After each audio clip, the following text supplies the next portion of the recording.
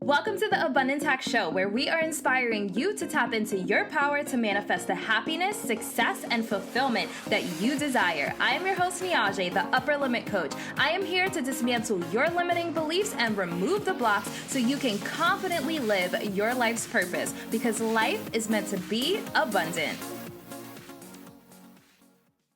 Hey M&Ms, thank you for tuning into the Abundance Hack Show. What are you manifesting in your life today? I am really excited about today's guest is Gleb Tsipursky, and I had to make sure I said his name right. You did well. Thank you. So he is a cognitive neuroscientist, and I'm really excited to dive into what he does. But before we get into it, Gleb, I want to ask you, what does abundance mean to you? Abundance means to me that I am very confident that I am fulfilling my goals in my life. So that is what abundance means to me. I think there's a lot of focus on material wealth, and I want to make sure that I don't have only material wealth, but personal, mental well-being wealth as well. And that I feel fulfilled, I feel a sense of meaning and purpose in my life. And that for me is abundance. I love it. Love, love, love it. All right. So tell us about you. Who is Gleb? Well, from a professional perspective, my expertise is in helping folks avoid decision disasters and that result in a lack of abundance. So we don't want that. And I'm really passionate about this. Actually, I got passionate about this when I was a kid, partially because I saw my parents making some bad choices. So my parents were, as so many people are, gut-oriented decision makers. When they felt something was right, they went with their gut. They felt trusted their intuition. And unfortunately, their intuition often told them the opposite things were correct. So, for example, my mom liked to buy nice clothing, and my dad was kind of a cheapskate. So my mom would go out and she'd buy a $50 sweater, and she'd come home, and my dad would yell at her and say, "No sweater should be worth over $20."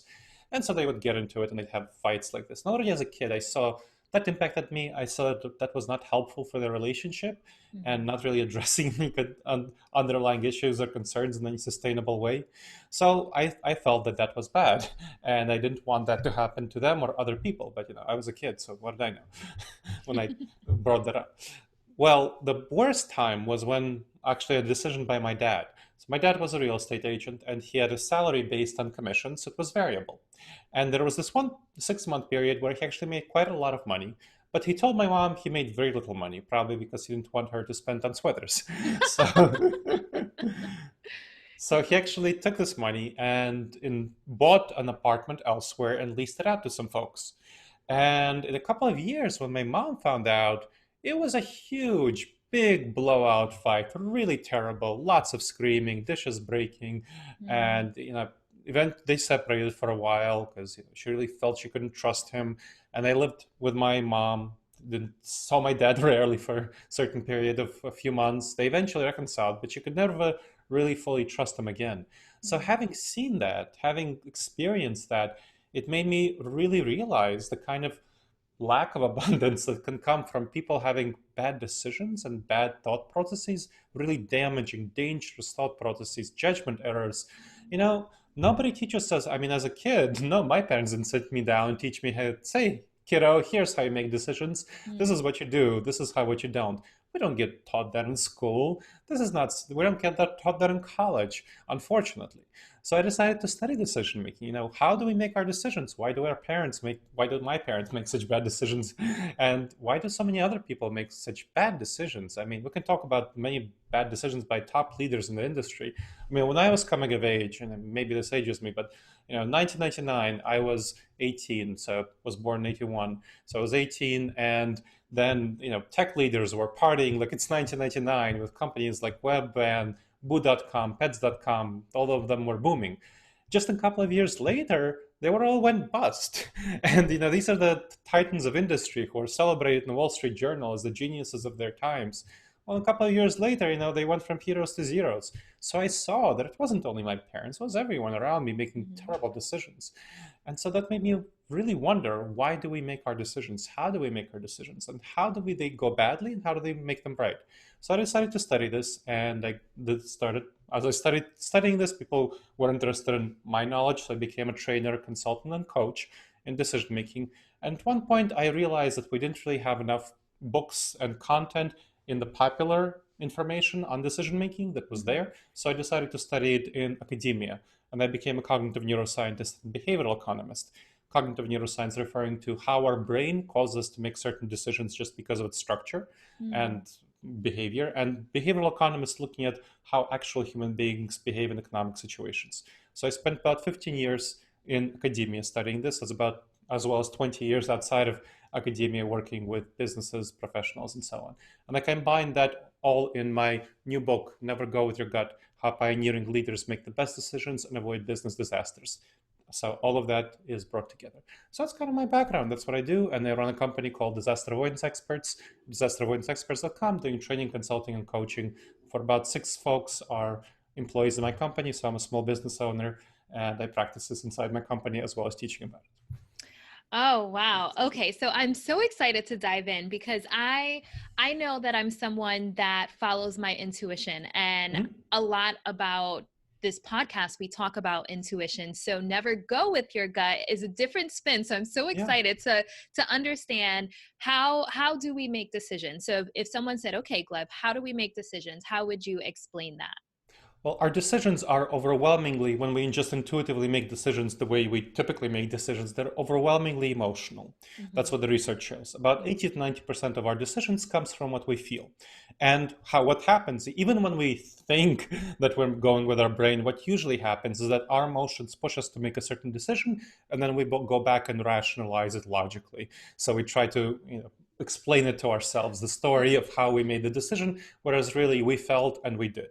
Now, unfortunately, the problem with this model of decision making, which is overwhelmingly what people follow, they follow their intuition, their gut reaction, their instincts, whatever you name it, follow their heart. Different people have different ways of calling it. Is that our heart, our gut, our intuition is not adapted for the modern environment. That's what the Mm. research shows.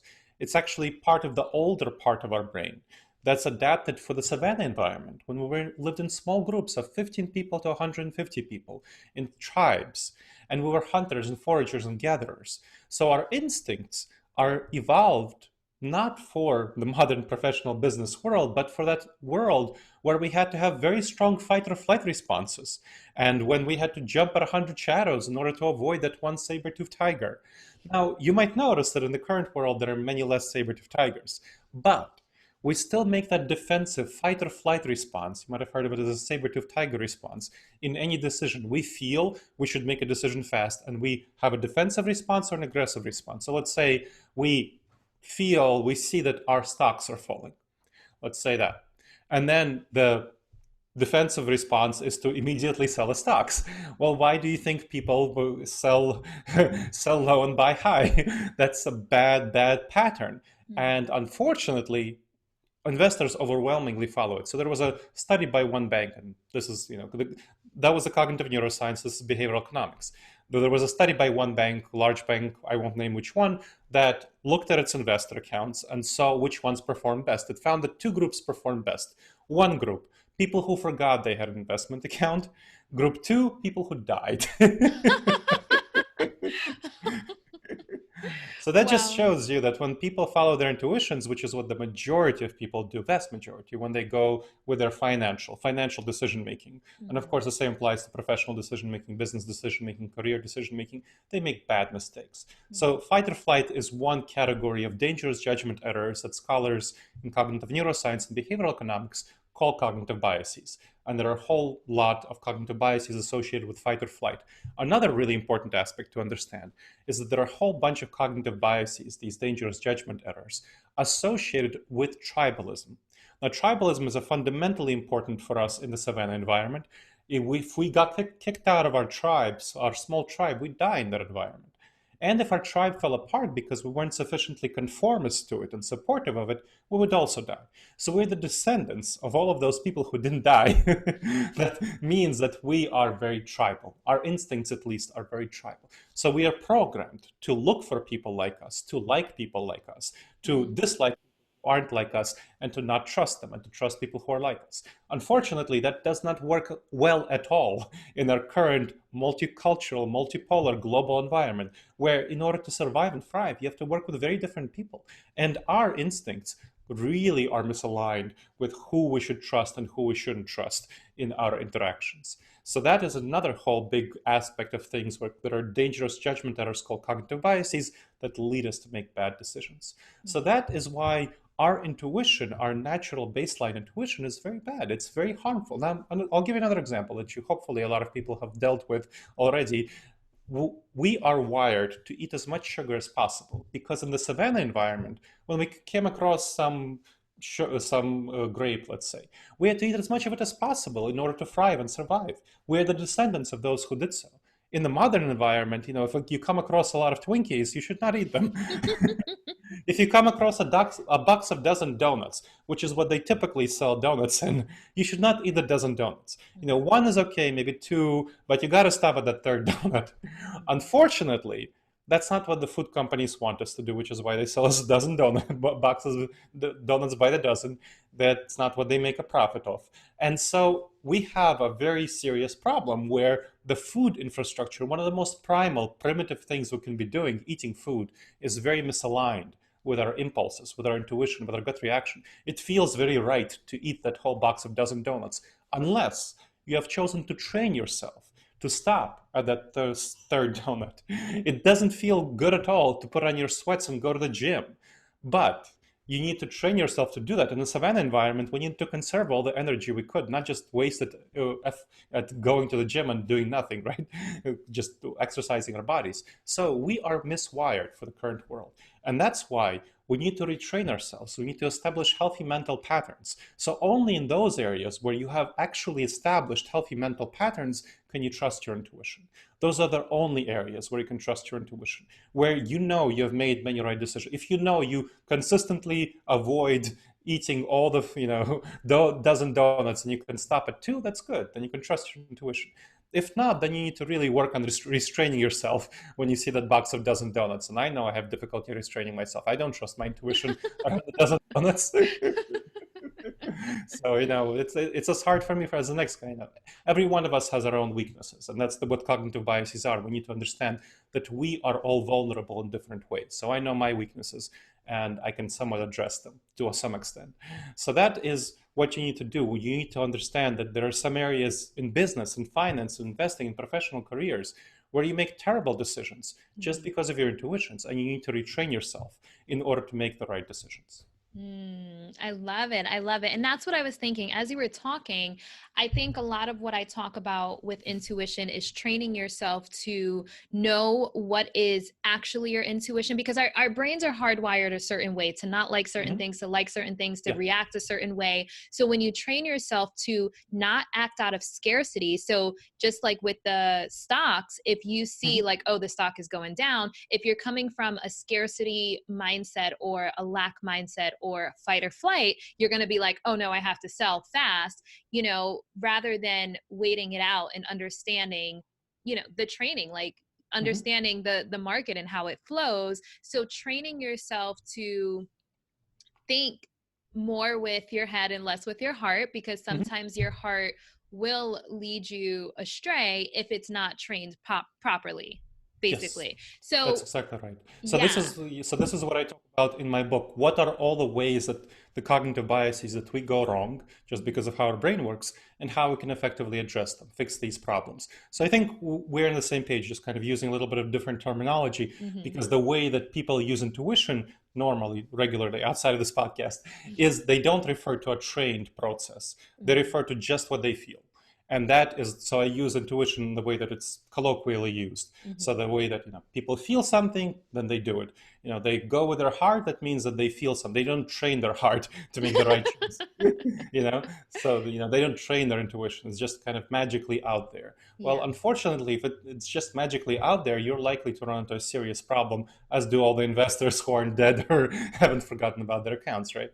There's a reason that Warren Buffett and people like him make a lot of money. He talks very openly about his secret, that he looks at where other people fail. He studies other people's intuitions, and he deliberately goes against it because he knows he can make money on where other people make mistakes. Yeah. So one of the things that I talked to my audience a lot about is pre-programming. We have negative Mhm. pre-programming where Yeah. our parents taught us a certain thing, or society says a certain thing. So that's where a lot of the untrained intuition comes from, is our pre-programming and Yeah. social norms and stuff like that. So a lot of what I talk about is re reprogramming those Mhm. errors, almost, because I see you said dangerous judgment errors. So I want to get Yes. into like what some common Mhm. judgment errors you see with the clients that you work with.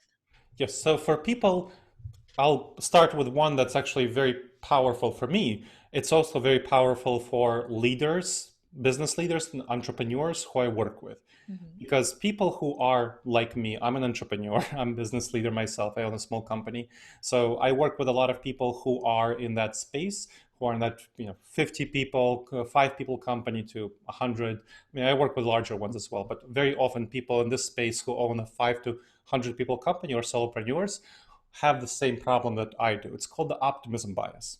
Now, this is not something that's specifically pre-planned. It's actually a genetic thing. So there are some people who are born optimists and some people who are born pessimists. If you look at babies, you can already see how babies are either open to exploring the world and they're curious and they play around and they go around exploring the world, la la la, blah blah blah, whatever. And other babies like to sit in the corner and play with blocks. Mm-hmm. And I'm not judging any baby. It's just the reality of the situation.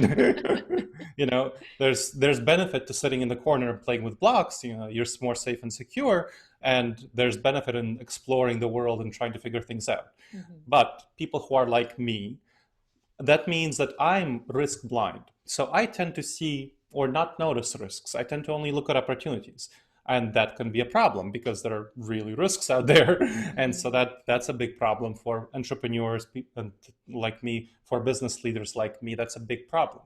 Another big problem that's part of the optimism bias is exaggerate expectations.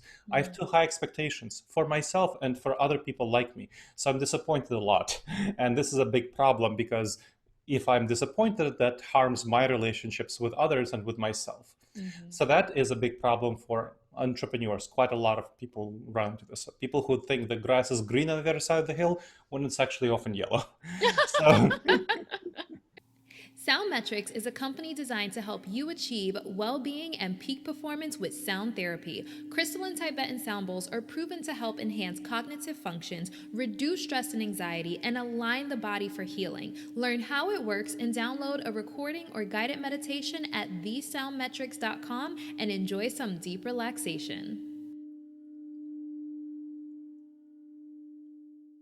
now there's ways of addressing it that I have learned. Mm-hmm. And so the way to address the optimism bias, you need to calibrate yourself. You need to learn by how optimistic are you.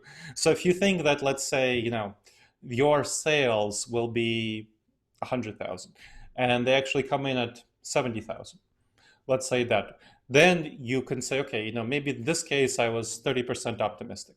So then you want to look at these situations over time and see how optimistic are you. Are you 20, are you 50% optimistic? Are you 100%?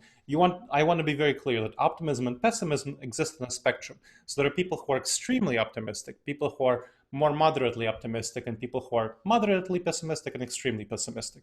So that is, and there's nothing inherently wrong with recognizing that you're optimistic. There are some benefits to it.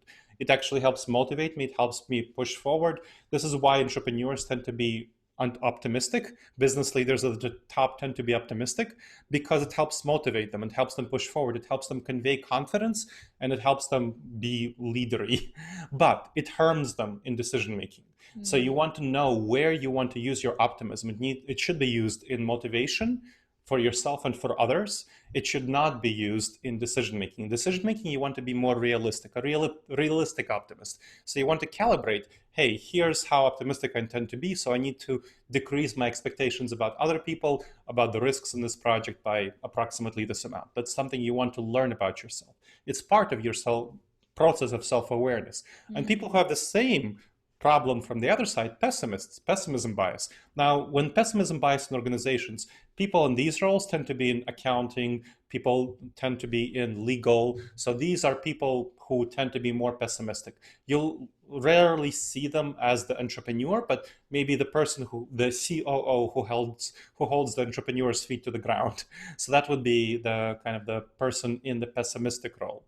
And those folks, they have the opposite challenge. They tend to be too risk averse, and they tend to think that they have too low expectations for themselves and others. And again, this all functions on a spectrum.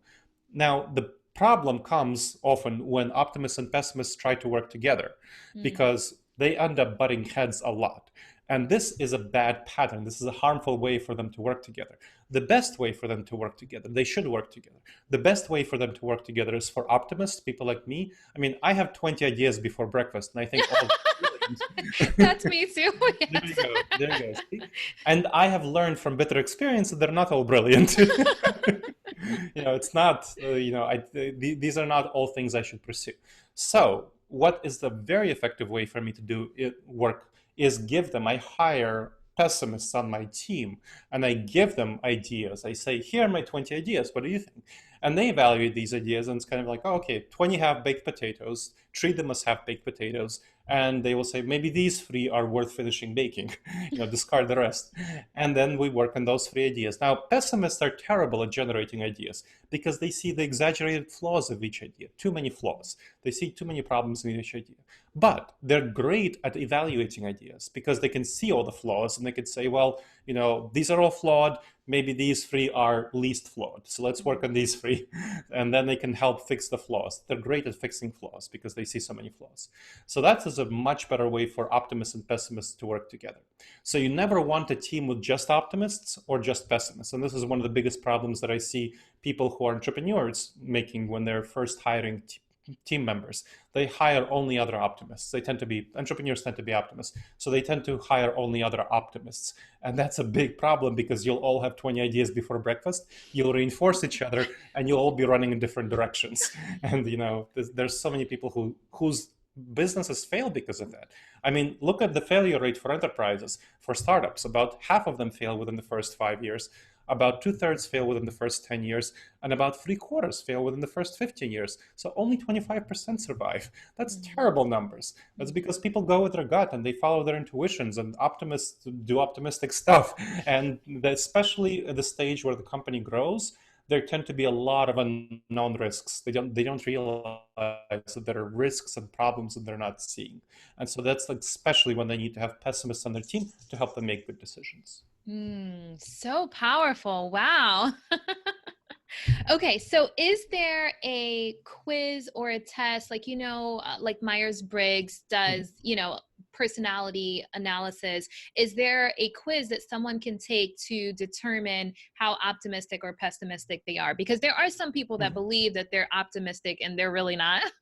So, Yes. there's a lot of people that lack self-awareness. So do you know of a quiz that would be good? Yes, so I created a quiz, an assessment on Oh, you do? these cognitive biases, which is available in the last chapter of my book, Never Go With Your Gut, How Pioneering Okay. Leaders Make the Best Decisions and Avoid Business Disasters, which helps you calibrate how optimistic you are, how pessimistic you are. And that's 2 out of 30 dangerous judgment errors that the book talks about. So it talks about all of these dangerous judgment errors and helps you realize how often they happen in your workplace.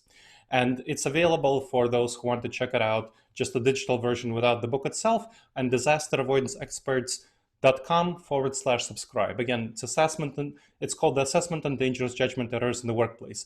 disasteravoidanceexperts.com/subscribe.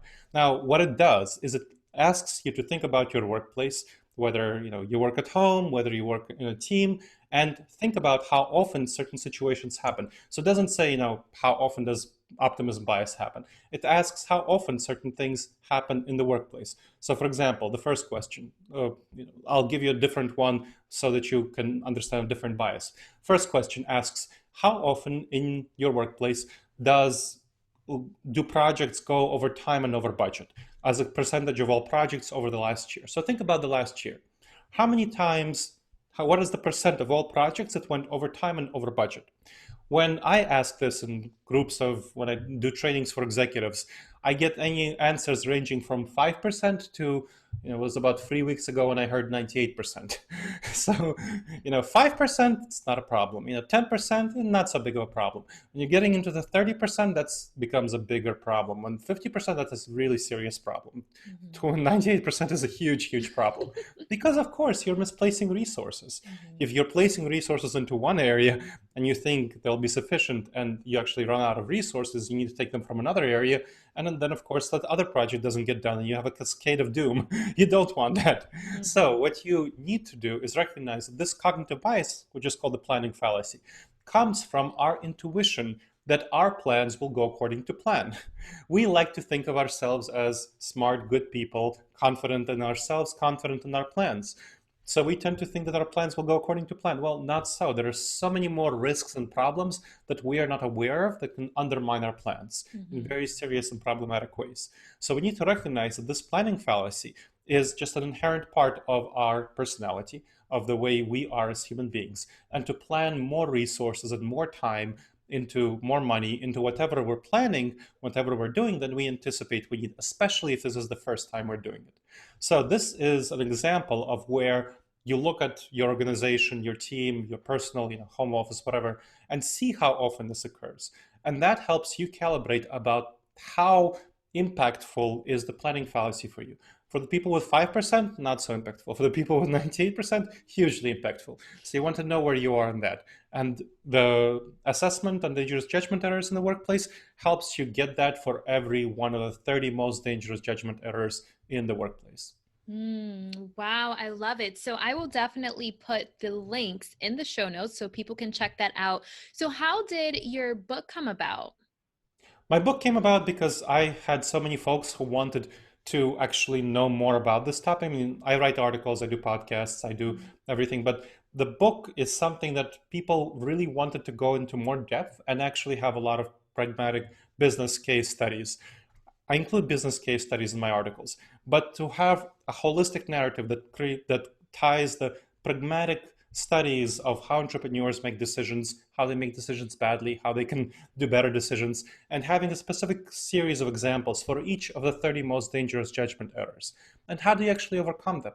So the book has a framework that starts off with very clear the descriptions. How do you make quick decisions and how do you make big decisions? So that's kind of how the book starts. And it talks about these, then it goes into the principles behind what I talked about, the evolutionary heritage of our decision making, how our brain works, how do we make decisions badly, how can we improve our decisions. And improving our decisions is exactly what we were talking about earlier. How do we build the mental habits? How do we retrain our intuition from that natural, primitive, tribal state into which it's really dangerous and harmful for us, into the civilized state? We don't want to be primal, don't want to be primitive, don't want to be savage. You want to be civilized, which means you're adapted to the modern world. That's what civilization means. So how do you develop those civilized decision-making habits? And there goes for the 12 decision-making habits that you want to develop for yourself if you want to make sure that you succeed and thrive in the modern world, and then goes into each of the dangerous judgment errors that actually harms us, from the optimism and pessimism bias to planning fallacy and to so many others.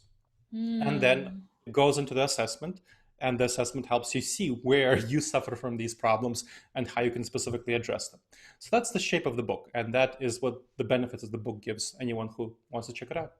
I love it. I love it. So I talk a lot about this from like an energetic, I guess maybe more spiritual way, but I Mhm. love science and the fact that like you're breaking it down in a scientific way, because I talk about, our thought patterns create our reality. And Mhm. This is so true. like you're backing it up with actual science. So I'm really excited to read your book myself. Excellent.